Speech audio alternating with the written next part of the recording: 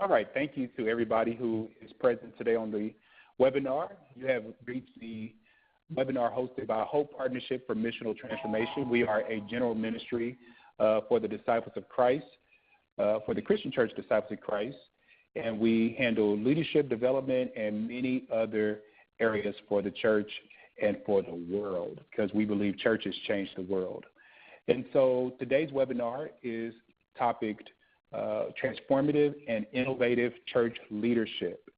And so we have great panelists who have joined us today to lead us in this discussion and to help us to just understand what it means to have transformative and innovative leadership. So I'll just introduce our panelists to begin with, and then we'll jump right into the discussion. In the upper left-hand corner, you have all the way from Oakland, California, who is the director of the Oakland Peace Center, matter of fact, Miss Shonda Jha. So clap it up for her. If you are driving, keep your hands on the wheels. Right to the next to her, to the right of her, we have Pastor Tim Kim, who is the pastor of Root and Branch Church in Chicago, Illinois.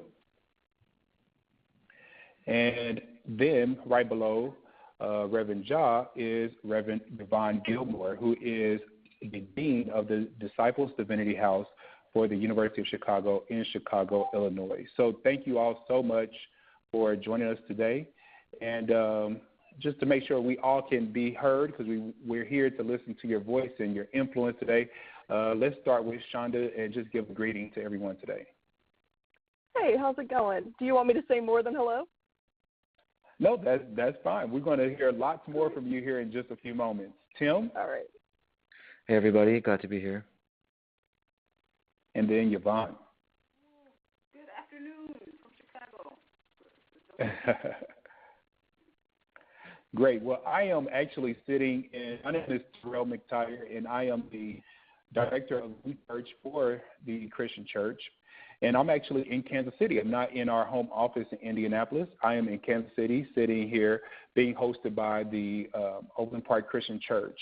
And soon after this, I will be jumping on a plane to head back to Indianapolis, where I would get to spend one day with my family before jumping on another plane to go to Alabama to be with our disciples there. So I'm excited about this topic. I'm excited about that which we are speaking today. And so let's just jump right in. First of all, to set the page for exactly this topic, let's start with some definition. And it's really great that we do have you, Yvonne, on this in this webinar today, because you are actually one of the headline speakers for our General Assembly coming up here in Indianapolis, July 8th through the 12th. And so Hope Partnership will be hosting one of the learning tracks on transformative leadership. And you will be helping us to understand what innovation is by being our beginning speaker. So why don't you take the question of how would you define innovative and transformative leadership? Wow. Excited that I'm going to take 30 minutes right now to just kind of open this up. That's going to be easy for Tim and Shonda. They just get to sit back and listen. No, but actually, so the Latin word for innovation is innovare, and actually really means renewal from within. Renewal from within, and am aware that in our culture, we think of innovation, and I think I love that the Apple computer, right, was in the advertisement for this talk. In technology, often, right,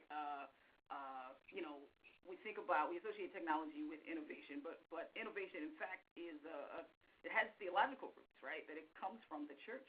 And for so long, innovation was the thing that the church resisted for centuries, as a matter of fact. And then over time, it began to kind of be reclaimed, and I would invite us indeed to reclaim it, because it really is about renewal from within, and it's about embodying, holding, activating the compelling vision of God's people as co-creators.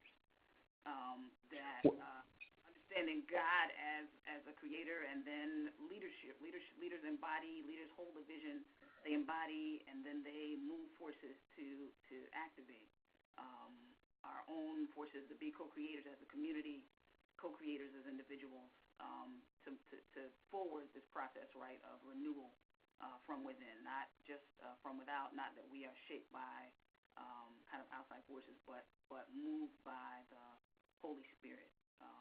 So that's really my understanding. We're at Assembly gonna jump into, we've just celebrated Pentecost not too long ago, but we're really gonna jump into how the Spirit is at work in Acts, what that has to do with the history of like the Tower of Babel, and then Genesis and these kinds of narratives about creation and co-creation. Awesome. You mentioned some things about external and internal forces and the movement of what it is that we are to be transformed into being an internal thing. But we do realize as church leaders there are a lot of church realities that are forcing us or enticing us to take on and refashion leadership. So let me ask you, Pastor Kim, how do we refashion leadership in light of the new realities facing the church?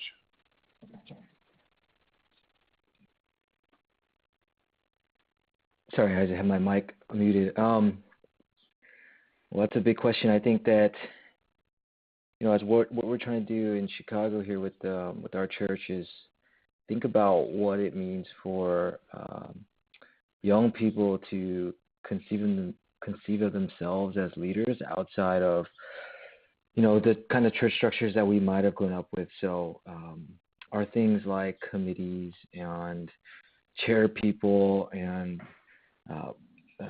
ministry boards, that sort of thing, that the right kind of language to use when we talk to 20-something quote-unquote millennials about becoming involved and taking ownership of a church. And, for example, we don't have membership in our church because that's something that we feel is a bit outside the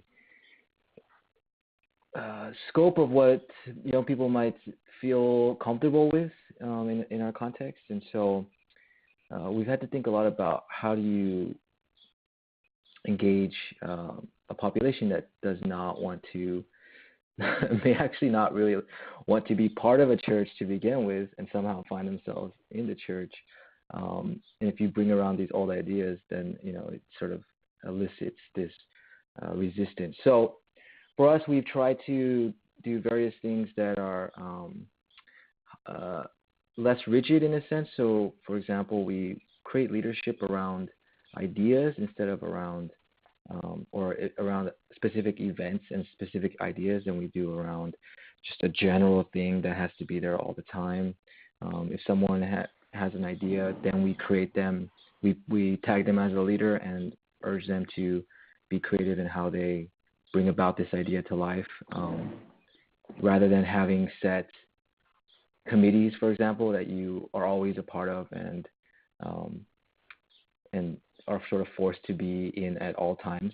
It's more ad hoc in a sense, and that's been really useful for us to spark people's creativity, help them feel connected without feeling too burdened, and rise up in sort of feeling their own ownership of what they're doing rather than feeling like they have to do it because they're part of some structure that is, a bit outdated in their minds. Thank you for that. You mentioned about sparking leadership, sparking creativity. I think that sometimes as a leader, it's easy for us to begin with a vision. But I'm going to ask Shonda, you to talk a little bit about how how leaders should empower others to envision and adapt and embrace change towards a greater vision for the church. Yeah, and actually one of the things that's really fun for me about getting to be a part of this particular conference call is we just had an intern at the Oakland Peace Center for the past 10 months, and she came to us partly thanks to Yvonne and Disciples Divinity House at the University of Chicago, and she brought with her a lot of wisdom that she had learned under the tutelage of Tim, because she was an intern at Root and Branch. And so what I love, as we're having this, as you're talking about leadership, I find myself thinking, gosh, this is the church at its best, right? That we can have somebody who was raised in a traditional church setting and was mentored up in values of social justice and compassion, and that she could get that vision nurtured at one of our seminaries, and that she could be encouraged to think about how to take those same values and apply them in radical and new ways at Root and Branch Church, and that she could then bring those skills into something that many people would describe as not a church at all, the Oakland Peace Center, which was born out of the really courageous vision of very traditional church folks here at First Christian Church of Oakland who recognized they might not have the exact skills or energy for the work that the community needed, but that they could leverage what they had to create a community of 40 different nonprofits who are working together to create peace. And to me, there's something about getting to bring together all of those folks. And for someone like Virginia, our intern from the past 10 months, to get to apply leadership skills that are deeply disciples in a space where that wasn't the framework that was going to make sense to anybody.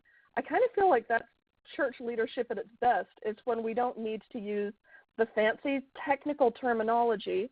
We don't necessarily need to use the rituals in ways that church folks would always recognize them, but we're bringing the best of what church is into the spaces where spirituality and compassion and the love of Christ are desperately needed.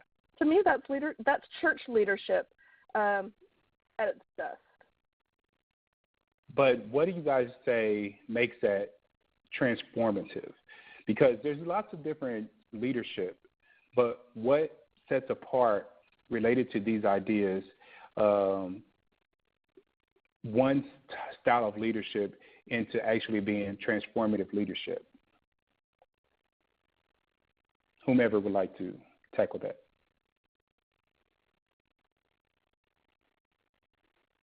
For me, I think one of the things that let me back up, because Yvonne was talking about transformation coming from that, or innovation coming from that Latin root that's about being transformed first internally, right? I've experienced transformation in the work of the Oakland Peace Center because we work primarily with younger leaders, millennials who are doing a lot of work in the community, who function out of a markedly lower need for their ego to be at the forefront, who really believe that the work of community transformation requires that they check their ego and their brand at the door in order to collaborate more deeply. I'm not going to lie, I've seen a lot of ego in the church over my years in it. And it took me working in partnership with not at all church-rooted folks to recognize that leadership at its best is profoundly humble. Now, that's a teaching we learn from Jesus. It's a teaching we talk about in the church a lot. But I got to witness it when this church decided they wanted to partner with folks in the streets doing the hard work on the front lines to stop violence at its root. And they showed me what leadership, transformative leadership, can really look like. And it's profoundly humble, and it's profoundly collaborative. And it looks an awful lot like the community Jesus told us to create that we don't always create. Yeah. One of the key elements that I learned about in leadership development is the idea that we should fail fast. And I don't see that as a thing that church people embrace. You know, I don't know that we have a good relationship with the idea of failure. Yet in secularism, this is a notion that is often embraced, or we decide that we want to embrace that. If failure is recognized as a necessary component for, let's say, risk, which is one of the elements involved in innovation, Pastor Tim, tell us, how does your ministry deal with failure? Well, I think you have to kind of set the idea of risk or creativity as an initial core value for your ministry. And if you do that, you're able to create a sort of environment where parishioners, people who are involved, are not scared of things and understand that we are collectively trying things out. So, we've changed a lot in our church since we started 4 years ago. We've moved around structures. We've changed times we've met. We've changed locations a bunch. We've even pivoted one of our major things we started with, this dinner church. We pivoted totally to a much different type of gathering. And so what we heard when we had these conversations about doing these changes was then, we'll try it. And if it doesn't work, then we'll try something else. And I was blown away that kind of response. I think that the reason that we were able to do that because, every time we would gather from the very start, we always talked about how we're trying this thing. This is what we're doing. Just by gathering together as a church, we're trying to figure out what it means to be a community. We're trying to figure out what worship looks like for us today. We're trying to figure out a theology that makes sense.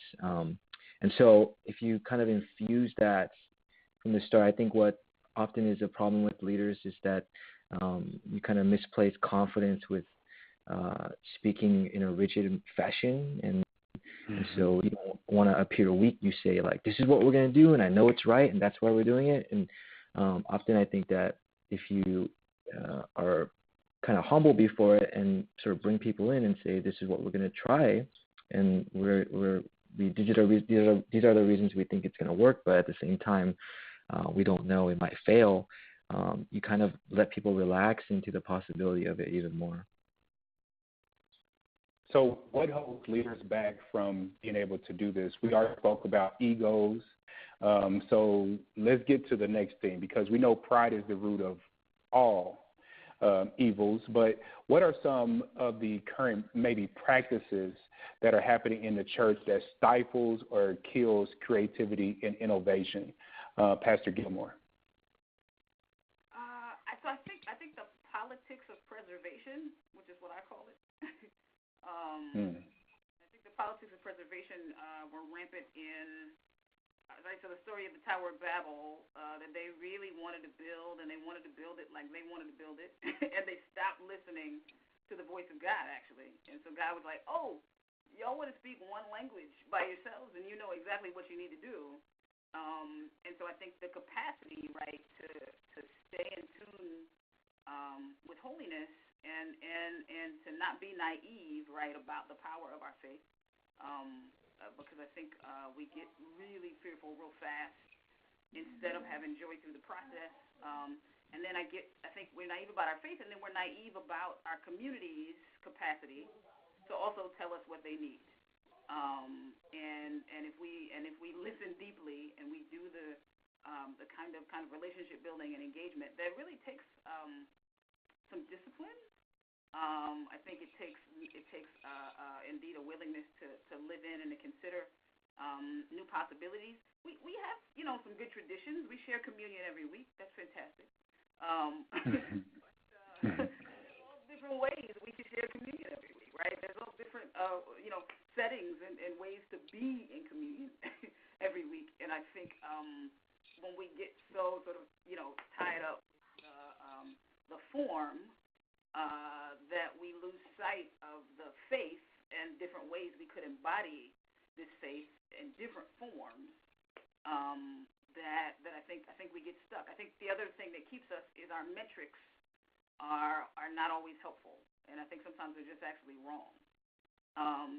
So if my measurement is, hey, I want to serve as many people as possible, right? I want several hundred. I want 1,000 people to be touched and changed. But that's not the only metric. And the way that you get to that place, right, takes a bunch of other steps, right, that require faith and discernment, that require creativity, that require us to actually have some flexibility and some honesty, right, in conversation with community, that we don't have all the answers, that we really do this work together in partnership. And partnerships take time. Partnerships are not the outgrowth of some cookie cutter.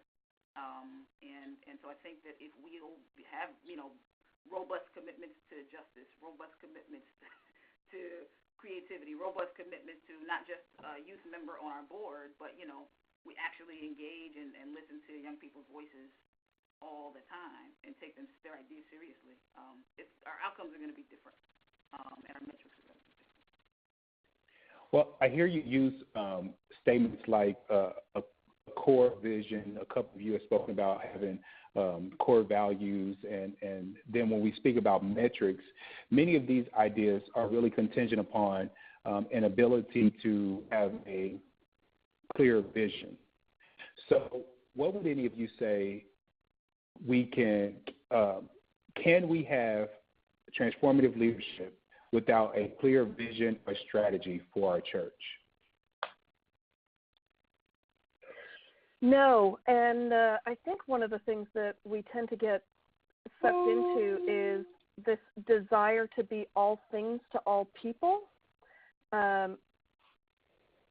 I think there is something important that a lot of churches are, I think Yvonne's point about fear is a really important one, in the desire to hold on to something that was beautiful for us historically. We sometimes lose sight of what we're supposed to be creating. And I think the question, churches that are really doing amazing work periodically pause and say, so given who we are now in this moment, and given who our community is now in this moment, which can change radically over the course of 10 or 20 years, what is God calling us to do and to be in this moment? And in a desire to be all things to all people, I think very often the church is sometimes a little afraid to say, right, here's where we're going to focus in, here's where we're going to hone in. A church that's committed to justice for all is a beautiful vision, but a church that's committed to justice for the particularly marginalized LGBT community can still be a community of justice for all, because guess what? LGBT people are hurt by the repressive immigration policies that are being pushed through. LGBT people are being hurt by violence in the streets that's being encouraged in a hostile environment that's percolating up at the national level. LGBT folks are being hurt by the spike in bullying in the schools and in the homelessness crisis, because very often there's no resources for them if they get pushed out by their families.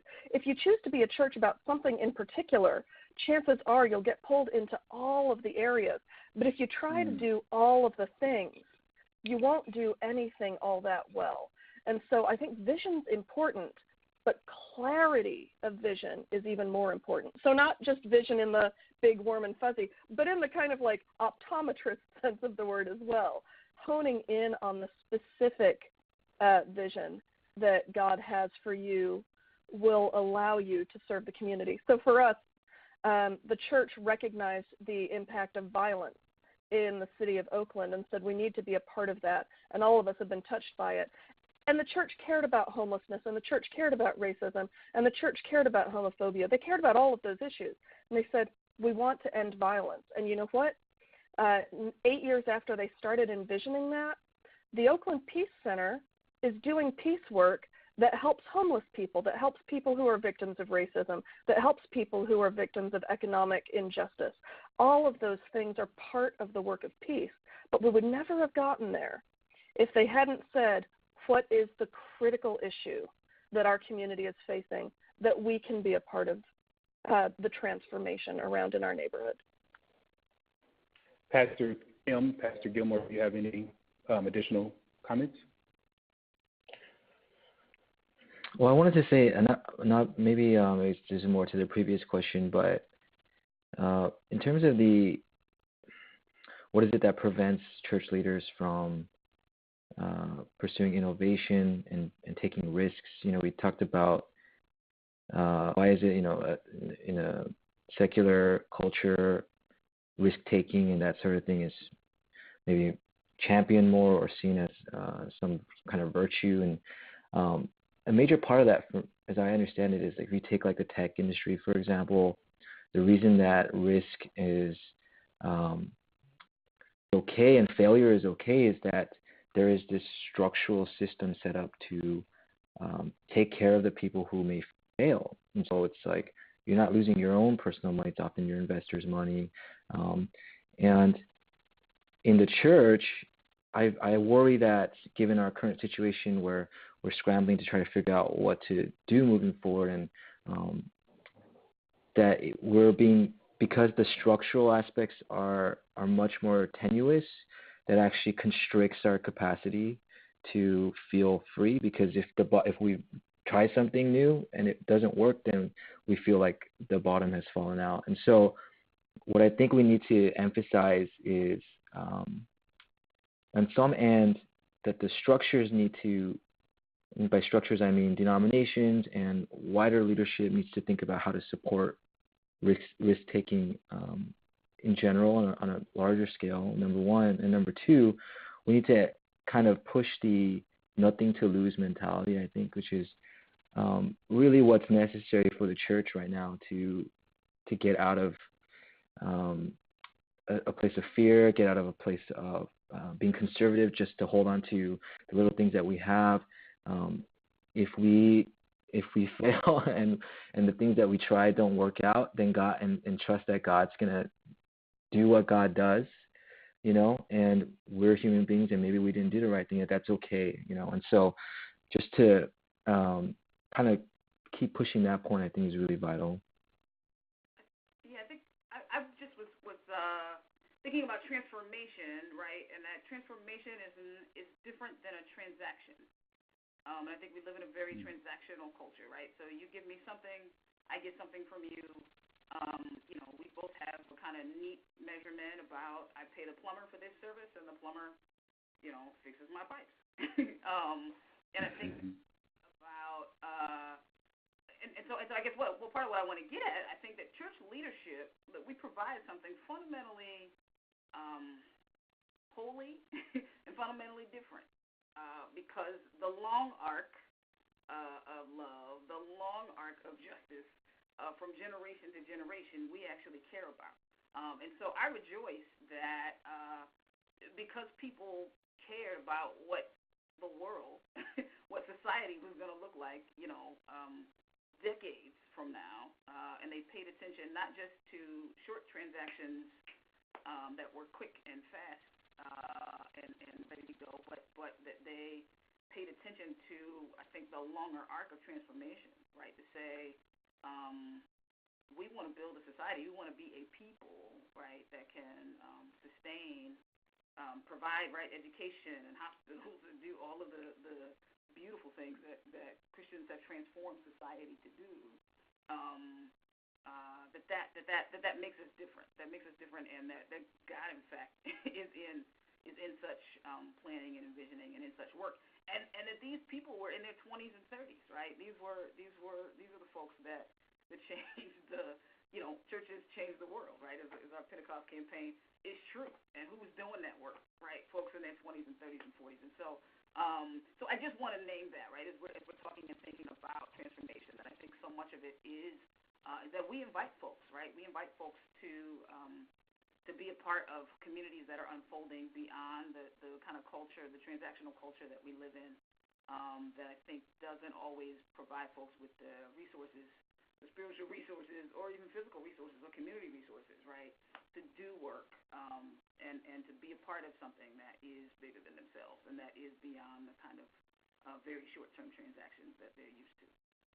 And that's something to celebrate and continue to commit ourselves. Absolutely. If you're just joining us, you have entered into the webinar where we are discussing innovation, inspiration, intentionality about church leadership, specifically in the areas of transformative and innovative church leadership. We are having this discussion as a preemptive to a conversation, a deeper, longer conversation we will have during the General Assembly for the Christian Church Disciples of Christ. July 8th through the 12th in Indianapolis, Indiana, where Hope Partnership for Missional Transformation, the leadership development ministry for the church, will be hosting the Transformation and Innovation Leadership track for that week. And Pastor Yvonne Gilmore, Pastor Tim Kim, and Shauna, have you ever planted a church? Have I ever planted a church? Yes. No, I did transformation work here at First Christian Church of Oakland as the pastor, and I was the minister of transformation for the Northern California, Nevada region. But I've never done church planting. I've just done massive nonprofit planting. Well, maybe we should have a conversation about that when we get off the phone, because that's my thing. I'm all about church planting, and so. But we thank you for the ways that you have continued to serve the church. Shonda is director of the Oakland Peace Center. If you've never had the opportunity when in Oakland to visit, you will be able to see in action transformative and innovative ministry. And then Pastor Tim Kim is the leader, one of the leaders at Root and Branch Church in Chicago, Illinois. And then Yvonne Gilmore is the dean of the Divinity for the Divinity House for the Chicago University in Chicago, Illinois. So as we invite any of you to be with us in Indianapolis, if you want information about the things that will be offered during that week, please visit our website at www.hope.org. And you'll get all the information. On Wednesday night, July the 12th, we'll be having our all-assembly dinner where Greta Adams will be leading us in an opportunity to laugh, and so entitled Laugh All Ye Saints. So it'd be a fun, loose atmosphere for us to eat and fellowship together. And then also there will be a number of classes and learning opportunities offered on that Tuesday and Wednesday through our track. Discussion topics like calling for innovation, stories from the edge, should I start a church or a nonprofit, and how to love our congregational neighbors. So we encourage you to join us during General Assembly, and anything that Hope Partnership can ever do for you by way of missional transformation, we are here for you. Please feel free to give us a call. So as we begin to come to the end of this discussion, just wanted to ask a couple more questions of our panelists. And once again, thank you guys for this leadership conversation. Let me start back with you, Reverend Gilmore, to answer the question, how do we lead our churches so they can not only be transformative from within, but be agents of transformation for the entire world? So, I think we've been kind of talking about this, and I'll even sort of circle back. That I think part of it is holding a vision, and by that, right, that we don't just sort of cast it, but we keep it before congregations, we keep it before the world, right, in terms of the advocacy that we do. We keep it before our communities by making, I think, a disciplined commitment, right, to activism, which for me means praying. For me means, being in community meetings. For me means our faith is a form of activism, but really holding the vision before people, because I think it's easy to get distracted. And so part of the gift that the church is to the world is to hold that, and then indeed to be a part of kind of embodiment and activation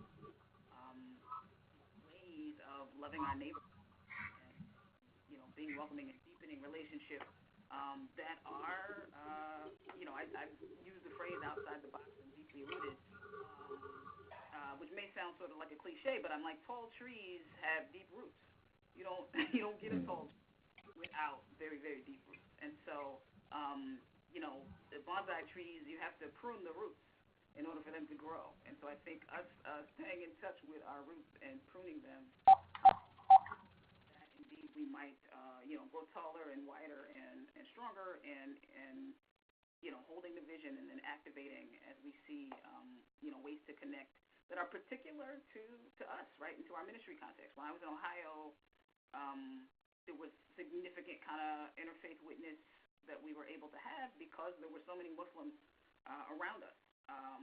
We don't do that where I'm at in Illinois, but where I was at then, there was a huge community of artists, and and we had gifts to share in that regard. And so, from our particularity, we tended the roots both of our church and the roots of that place, right, as well, and then made a disciplined, commitment to share the vision that we were holding, and mindful that,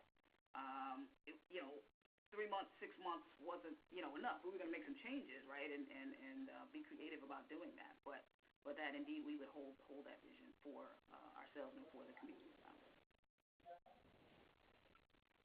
So I want to remind everyone that if you have any questions, you're welcome to ask that in the chat section.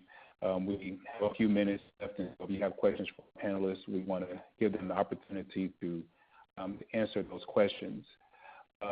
Pastor Kim, I want to specifically ask you, at Root and Branch Church, how do you encourage your church leaders to dream for the church's future? And so I could mean that in a couple of ways. I could mean that for specifically Root and Branch, or for church with a big C. How do you encourage your leaders to dream for the church's future and adapt accordingly?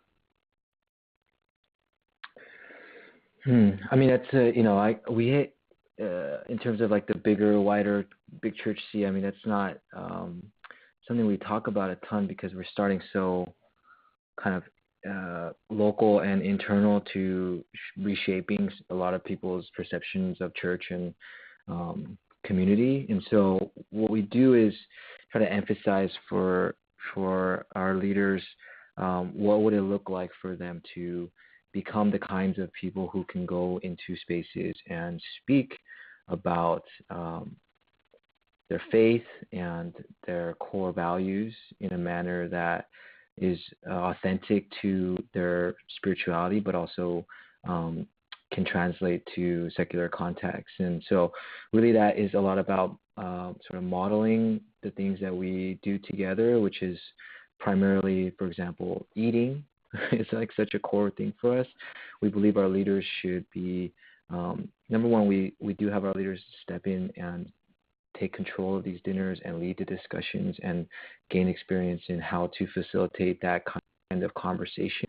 And I think it seems like such a small step, but so much of what I sense in my generation about how perceptions and understandings of who God is can actually be listened to is it's not going to be in large scale media. It's not going to be in us using tech to get the word out. It's kind of, unfortunately, in some ways, the slow process of the dinner table and relationship and conversation. And so that's such at the heart of what we do that for us, as we think about for our people how to embody this into the world in a way that it can grow, that's really kind of what's emphasized, is that sort of conversational, relational aspect.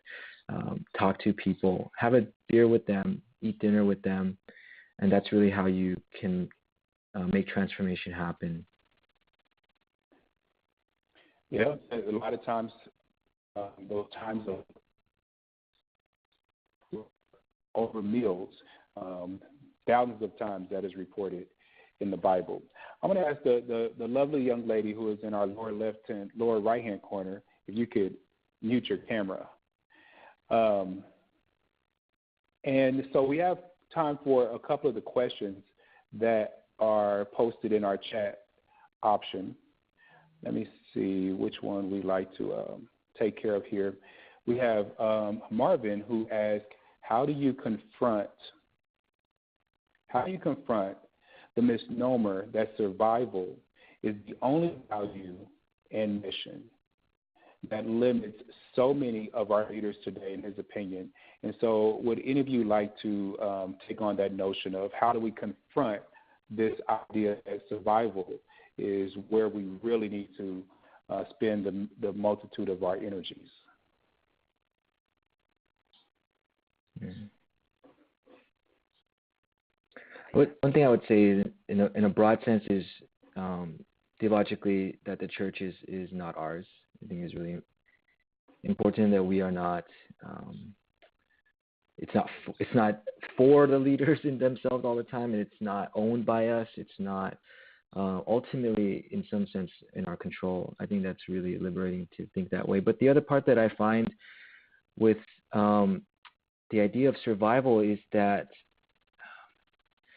for me, it's really important to hold the church very lightly in my hand, even if it's a church that I started, that I've poured a lot of my life and blood and sweat and tears into, that if I can hold it lightly in this way, that it frees me to, number one, trust God, but number two, also feel a sense of giving all I can, and that's okay. And if we don't survive, quote unquote, whatever that might mean to you, then I can live with that. And I think that that's, the only way I can get through doing this without losing my mind in some ways, right? Because if survival does become the primary motivation here, man, we would have made so many different decisions, I think, along the way. It wouldn't be the church we are today. We would be doing things that perhaps more people would like, but I personally would have a hard time looking in the mirror, that sort of thing. So holding it a little lightly, understanding that it's not ours to own, and having a sense of freedom in that, I think is how I get through it. If I can add go ahead, Yvonne, sorry. No, please, Shonda. Good. You can have the last word on this one because you're smarter than I am. Marvin, I kind of feel like you and I have been on that transformation journey together for a long time. And as you know, I spent a big chunk of my ministry career trying to convince traditional churches to stretch beyond that survival mentality and the fear that really paralyzed them. I should use a better word than that, but the fear that stopped them from being able to live into God's call for them. At this point in my ministry, I sometimes look back on that decade of work and wonder if I was pouring new wine into old wineskins. And these days, I'm not speaking for anybody else, but for myself, I am spending more of my time nurturing the folks who do want to be about transformation, because there is so much work that needs to be done. I'm less invested in convincing the folks who would rather die than change that they should try to change instead of die, and spend my time encouraging those who want to live and to foster up life in others. I'm investing my time there instead. And I was joking with a clergy colleague of mine who said how hard my job was. I said, I wouldn't trade jobs with you. He pastors a traditional church. I said, I wouldn't trade jobs with you for $1 million, because on my best day when I was a regular church pastor, I spent most of my time taking care of about 50, maybe 75 people's egos. Lovely people, people who deserve love and care and nurture. But you know what? Last year, the Oakland Peace Center partners collectively reached 86,000 people. People in prisons, people in cancer wards, people in schools, people that everyone else had given up on. I'd rather put my energy there, because the same amount of energy has touched 86,000 lives instead of 75 egos. So for me, the new wine in new wineskins is part of what this conversation's about. Amen. It doesn't surprise me that we're on parallel journeys, Marvin. And I'm going to let Yvonne have the last word. I'm mindful of time, and honestly, my sister from another Mr. Shonda already said it well. But really, I'm like, it's idolatrous, right? Jesus wasn't concerned about survival. He died. He died, and so if we can't claim we're people of resurrection power if that's our focus. Resurrection power means the things that you needed to die to, you yielded to that so that you could live in resurrection power. And for me, when Jesus said, "Go forth, teach, baptize," if you're going to teach faith, then you actually have to have a faith that is alive, right? That you embody, you're sharing the love of a living God. If you don't have any energy or vitality to share the love of a living God, Jesus authorized them. They had authority to go forth to do every good thing, right? Good things that people thought they shouldn't or couldn't do. You can't feed that many people. You can't take care of that. You can't take care of that. That's what we have authority for. I don't have authority to survive. It's just not what we were authorized to do. So for me, it just is a fundamental misunderstanding of the gospel of Jesus Christ. And so if that's your project, I'm not saying you be a Christian. I'm just saying I think you're less empowered. that you're called to more. You're worthy of more. The God we serve is worthy of more than that. That for me is fundamentally is a misunderstanding of what it means to the authority and the power and this love that we have. Well, Reverend Kim, Reverend Gilmore, Reverend Ja, I thank you so much for joining our conversation today and partner with Hope Partnership to continue the conversation about innovation and transformation. There was a question about how Hope Partnership works to connect and support innovation with new models of churches and their leaders. And I personally would be happy with Rachel to have a personal conversation with you, or to, if you're coming to General Assembly, to have a discussion about that, and invite all of us to the table to continue all of this work towards transformation. The church is not dead. The church will not be dead unless, the church is not dying anytime soon, except the Lord comes back to get his bride.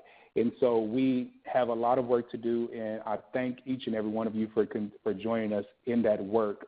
You can learn more about Hope Partnership and the things we will do at General Assembly and the services that we provide, both new and renewing churches, at hopeemt.org. Once again, thank you, each of you, for joining us this afternoon. We will have another webinar here in a few months, and also I'll be able to share some of the great additional distance learning opportunities we will have. Thank you guys so much. Have a beautiful day, and blessings.